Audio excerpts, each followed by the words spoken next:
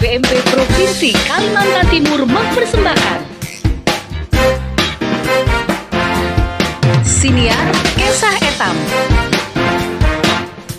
episode Asesmen Nasional Berbasis Komputer tahun 2024 sama narasumber Sutomo Esko, PIC PDM 06 Asesmen. Selamat menyaksikan. Salam Merdeka Belajar. Halo sahabat Dikbud di seluruh Indonesia, Deksana Hebat BPMP Provinsi Kalimantan Timur. Kali ini kita berjumpa kembali dengan Siniar Kesah Etam. BPMP Provinsi Kalimantan Timur hari ini akan mempersembahkan tema yang sangat menarik, pastinya ditunggu-tunggu oleh sahabat Dikbud di seluruh Indonesia dan Deksana Hebat BPMP Provinsi Kalimantan Timur. Deksana Hebat BPMP Provinsi Kalimantan Timur, Kementerian Pendidikan, Kebudayaan, Riset, dan Teknologi akan menggelar perhelatan besar, yaitu pelaksanaan asesmen nasional berbasis komputer.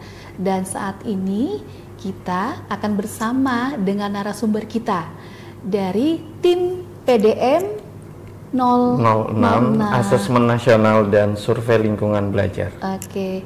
Selamat pagi, selamat sore, selamat siang Mas Tono, apa kabar? Selamat pagi. Salam sehat. Salam sehat untuk kita semua. Apa kabar hari ini Mas Tono? Alhamdulillah siap. Kita senantiasa harus semangat karena apalagi udah menjelang ANBK ya. ANBK dekat, kita harus lebih semangat lagi. Agar pelaksanaan asesmen sukses, tentunya ya. Di tahun ini kita bisa 100% tuntas baik. Tuntas di partisipasi semua satuan pendidikan dan juga partisipasi guru kita yang mengisi di survei lingkungan belajar, baik di jenjang mulai PAUD sampai dengan sekolah dasar menengah atas. Oke. Tadi kita sudah sedikit disampaikan oleh Mas Tono asesmen nasional seperti apa, persiapannya seperti apa. Sahabat Dikbud, Deksana Hebat BPMP Provinsi Kalimantan Timur, Mas Tono pengen tahu tuh apa sih asesmen nasional? Apa itu asesmen nasional? Asesmen nasional adalah salah satu bentuk evaluasi sistem pendidikan oleh kementerian pada jenjang pendidikan mulai dari dasar dan pendidikan menengah. Kemudian, asesmen nasional itu bertujuan untuk mengukur yang pertama hasil belajar kognitifnya, dan juga yang kedua hasil belajar non-kognitifnya. Kemudian yang ketiga yaitu kualitas lingkungan belajar pada satuan pendidikan. Atau sekolah. Asesmen nasional sendiri bertujuan untuk mengukur yang terkait dengan kompetensi kognitif, tentunya di sana. Yaitu yang pertama terkait dengan asesmen kompetensi minimum. Yang AKM jadi itu ya. AKM. Jadi di sana tentunya ada dua, yaitu apa? Kompetensi literasi dan juga kompetensi numerasi. Kemudian yang terkait dengan non kognitifnya, tentunya di sana kita ada mengukur, yaitu namanya karakter dari siswa-siswa kita. Bagaimana pertumbuhan karakter, tentunya mengarahnya ke apa? Ke profil pelajar Pancasila sebagai tujuan dari pendidikan nasional kita. Oke. Mas Tono, mengapa perlu asesmen nasional ya? Harus dilaksanakan asesmen nasional. Baik, asesmen nasional sebagai bentuk evaluasi sistem pendidikan yang dilakukan oleh pemerintah pusat ya, yang diperlukan dalam rangka memperoleh informasi yang akurat dan komprehensif. Untuk apa? Untuk menghasilkan profil pendidikan yang mungkin diantaranya tertuang dalam rapor pendidikan gitu ya. Jadi nanti profil pendidikan sendiri itu apa? Merupakan laporan komprehensif mengenai layanan pendidikan sebagai hasil dari evaluasi pendidikan yang digunakan sebagai landasan untuk meningkatkan mutu layanan pendidikan dan penetapan rapor pendidikan. Jadi satuan pendidikan tentunya nanti akan menyumbang profil satuan pendidikan atau nantinya bisa dilihat di rapor pendidikan satuan pendidikan. Setiap satuan pendidikan di setiap wilayah atau di daerah kabupaten kota tentunya nanti seluruh satuan pendidikannya itu menjadi rapor profil pendidikan daerah atau rapor pendidikan daerah tingkat kabupaten kota gitu ya. Kemudian nanti sampai tingkat provinsi. Kemudian nantinya juga itu akan menjadi profil pendidikan nasional atau rapor pendidikan nasional. Oke, berarti gambaran dari hasil asesmen nasional itu nantinya akan memetakan bagaimana kualitas mutu pendidikan baik di sekolah, di tingkat kabupaten kota dan provinsi dan nasional ya Mas Tono ya? Ya benar. Jadi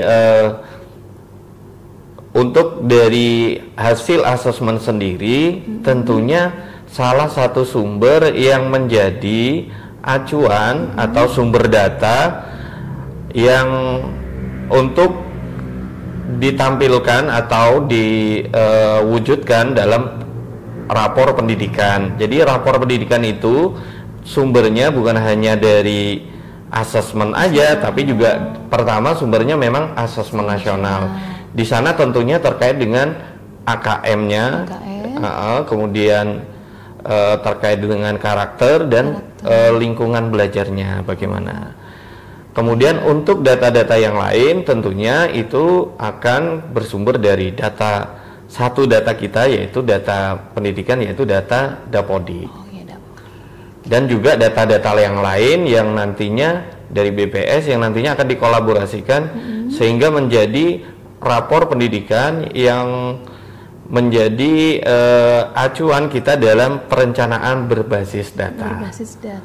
Sehingga apa? Sehingga dengan perencanaan berbasis data kita bisa mewujudkan sekolah yang kita cita-citakan. Baik Mas Tono, tadi informasi tentang asesmen nasional. Siapa saja sih peserta dari asesmen nasional itu? Baik, tentunya untuk asesmen nasional ini kita lihat dari jenjangnya ya, karena kita mulai dari jenjang PAUD. Di jenjang PAUD ini tentunya pesertanya bukan peserta didik, pesertanya adalah pendidiknya dan kepala satuan pendidikan. Apa yang mereka yang ikuti tentunya kalau untuk di jenjang PAUD adalah mengikutinya dengan mengisi survei lingkungan belajar. Yang Sulingjar itu ya? Yang lebih kita familiar Sulingjar, benar, survei lingkungan belajar. Jadi kalau di jenjang PAUD bukan siswanya yang mengikuti asesmen, tapi yang mengikuti asesmen adalah gurunya dengan mengisi survei lingkungan belajar. Apa yang harus dicapai? Semua guru kita di satuan pendidikan harus mengisi survei lingkungan belajar. Agar apa? Agar nanti di rapor pendidikan di jenjang PAUD juga di jenjang yang lain kategorinya adalah memenuhi. Karena kalau kurang dari 85% kategorinya adalah datanya tidak memadai, seperti itu. Itu untuk di jenjang PAUD. Kemudian untuk di jenjang dasar dan menengah dari SD, SMP, SMA, dan SMK tentunya yang pertama agendanya adalah kalau kita sebut AN ini ANBK-nya ya, yaitu Asesmen Nasional Berbasis Komputer. Di sana tentunya nantinya berarti peserta didik mengikuti mulai dari ujian literasi di hari pertama, literasi dan pengisian karakter terkait penilaian karakter. Kemudian di hari kedua mengisi soal terkait dengan kemampuan numerasi dan juga nantinya survei lingkungan belajar. Itu kalau di siswanya. Kemudian bagaimana di sisi gurunya? Di sisi gurunya hanya mengisi survei lingkungan belajar. Kemudian siapa aja di sana? Tentunya mulai dari kepala sekolah dan pendidik. Jadi semua wajib mengisi survei lingkungan belajar. Oke. Kemudian kapan Mas Tono ya pelaksanaan asesmen nasional itu? Baik. Bukan 2024. untuk di 2024 tentunya ini ada beberapa agenda di pelaksanaan asesmen sendiri. Baik. Yang pertama tentunya dimulai dari jenjang SMA dan SMK. SMK. SMK ya, itu jadwal yang sudah dilalui mulai dari tahapannya tentunya bukan langsung ujian ya, tahapannya ada yang namanya simulasi. Simulasi itu sudah dilakukan dari tanggal 5 sampai dengan 8 Agustus di jenjang SMA, SMK dan juga SMP. Kemudian untuk di gladi bersih itu tanggal 12 sampai dengan 15 Agustus 2024 itu gladi bersih. Artinya di minggu kemarin baru selesai ya untuk di Gimana kalau di gladi bersih kemarin lancar ya? Kalau di gladi bersih informasi dari helpdesk di provinsi alhamdulillah berjalan lancar, baik itu di mode daring maupun semi daring. Kemudian kalau untuk di pelaksanaan untuk di jenjang SMA sendiri itu tentunya di tanggal 19 sampai dengan tanggal 22 Agustus. Dan ini tentunya yang pertama gelombang 1 itu tanggal 19 sampai dengan tanggal 20. Kemudian gelombang 2 di tanggal 21 sampai dengan 22. Dan juga untuk di jenjang yang paket C itu khusus atau istilahnya gelombang khusus itu di tanggal 24 sampai dengan tanggal 25. Jadi untuk di bulan ini kita masih di jenjang SMA, SMK dan paket C seperti itu. Kalau untuk di jenjang SMP tentunya nanti di bulan September. Untuk di SMP nanti kalau gladinya kemarin sama ya, tanggal simulasinya tanggal 5 sampai dengan 8 bersamaan dengan jenjang SMA. Yang membedakan hanya di gladi bersihnya. Kalau untuk di jenjang SMP itu tanggal 2 sampai dengan tanggal 5 September tahun 2024. Itu gladi bersihnya. Kemudian di pelaksanaannya nanti di tanggal 9 sampai dengan 12 September. Itu untuk di jenjang SMP. Kalau di akhir pekannya sama untuk di paket yaitu tanggal 14 sampai 15 September. Kemudian yang terakhir kalau untuk di jenjang SD ini kebetulan ada kita sebut ada beberapa tahap ya gitu. Karena untuk di SD ini fenomena satuan pendidikannya kan banyak dan juga beberapa fenomenanya kan numpang gitu ya. Jadi kita ada tentunya gladi aja kita ada namanya 2 tahap gitu ya. Gladi bersih untuk di SD itu nanti tanggal 14 sampai dengan tanggal 17 Oktober. Kemudian yang untuk tahap kedua itu gladi bersihnya nanti tanggal 21 sampai tanggal 24 Oktober 2024. Bagaimana di pelaksanaan?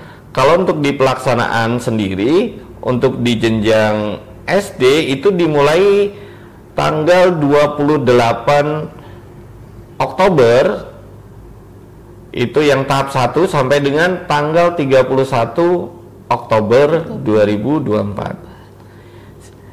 Di akhir pekannya khusus tentunya untuk di paket ya sama ya di tanggal 2 sampai 3 November itu di tahap 1 juga. Kemudian untuk di tahap 2 nantinya itu ada di tanggal 4 sampai dengan 7 November tahun 2024. Di setiap tahap ini masing-masing ada dua gelombang. Berarti di dalam di setiap satu gelombang itu ada 2 sesi. Sesi pertama tentunya literasi karakter, kemudian numerasi survei lingkungan belajar. Itu untuk jadwal pelaksanaan asesmen di tahun 2024. Untuk asesmen nasional sendiri itu dilaksanakan harus di sekolah atau gimana Mas Tono? Kemudian syarat untuk penentuan satuan pendidikan pelaksana sebenarnya yang pertama adalah mempertimbangkan ketersediaan sarana dan prasarana. Untuk daerah-daerah yang udah tersedia jaringan internet yang memadai dengan speed minimal 2 Mbps perangkat, tentunya mereka bisa menggunakan mode daring atau mode online untuk pelaksanaan. Tapi untuk wilayah-wilayah kita dengan fenomena yang geografis yang cukup beragam, ada beberapa wilayah kita yang memang kategorinya blank spot. Jadi untuk blank spot itu sudah diminta tim helpdesk dari kabupaten kota untuk melakukan verifikasi dan melaporkan ke tim helpdesk provinsi, karena nantinya mereka melaksanakan asesmen nasional dengan mode semi daring. Yang membedakan adalah token yang diberikan itu nantinya melalui SMS atau nanti tinggal menghubungi operator di kabupaten. Jadi kalau yang semi daring ada sinyalnya, dia bisa menggunakan langsung rilis tokennya dari server. Kalau untuk yang semi daring jauh dari kategori blank spot tadi, menggunakan tokennya adalah offline. Jadi nantinya via SMS ke operatornya seperti itu. Oke, Mas Tono, bagaimana asesmen nasional itu dilaksanakan? Asesmen nasional harapannya dilaksanakan dengan tentunya natural, artinya natural tanpa ada treatment khusus yang contoh seperti bimbel gitu ya.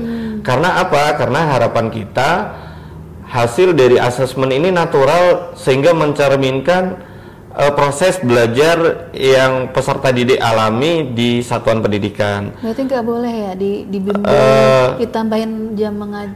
Iya, kalau tujuannya untuk persiapan asesmen itu miskonsepsi yang tidak boleh, sehingga apa, nanti kalau kita diagnosa pasti ada beberapa penyimpangan di penyimpangan gitu ya. Contoh mungkin ketika kita sakit, kita menjawabnya tidak benar, pasti nantinya informasi atau diagnosa dari dokternya ada kurang tepat gitu, sehingga langkah untuk melakukan pembenahan perbaikan kualitas di satuan pendidikan tentunya nantinya tidak tepat.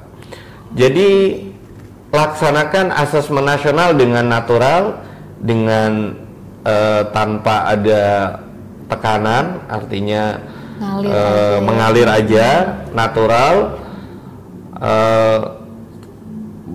Yang perlu ditambah adalah tentunya semangat untuk anak-anak untuk mengerjakan dengan serius, walaupun itu tidak menentukan kelulusan mereka, tapi hasilnya memberi kontribusi bagaimana capaian proses pembelajaran di satuan pendidikan tersebut.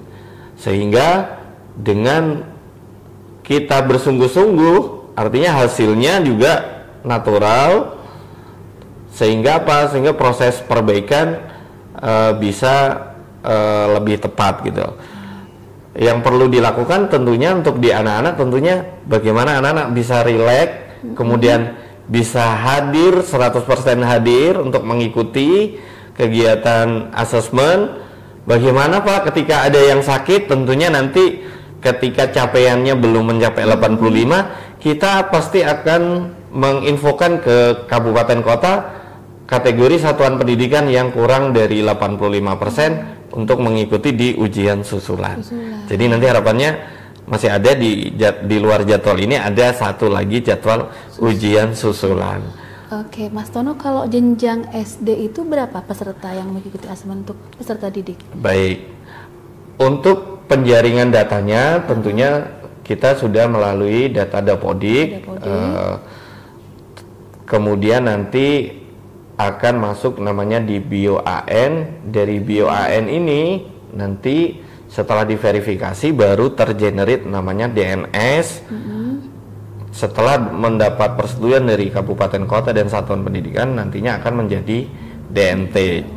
Jadi harapannya satuan pendidikan untuk saat ini tentunya DNS yang udah clear jadi DNT tentunya di jenjang SMA, SMK. Jadi udah tidak bisa dirubah. Untuk di tahap berikutnya di jenjang SMP ini udah dalam tahap proses. Jadi bagi kabupaten kota mohon kerjasamanya untuk benar-benar memverifikasi datanya. Jangan sampai siswa-siswa yang mungkin kategorinya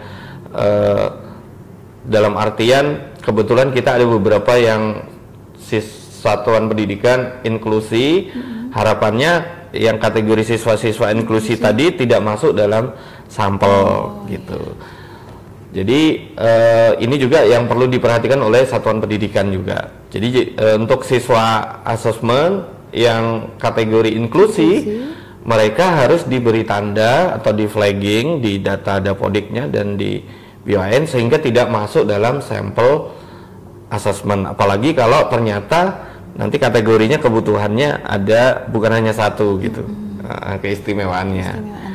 Oke. Kalau untuk peserta di jenjang SD berapa? Tentunya di jenjang SD masih sama, yaitu jumlahnya 30 peserta utama dan 5 cadangan. Jadi total peserta di BIOAN adalah 35.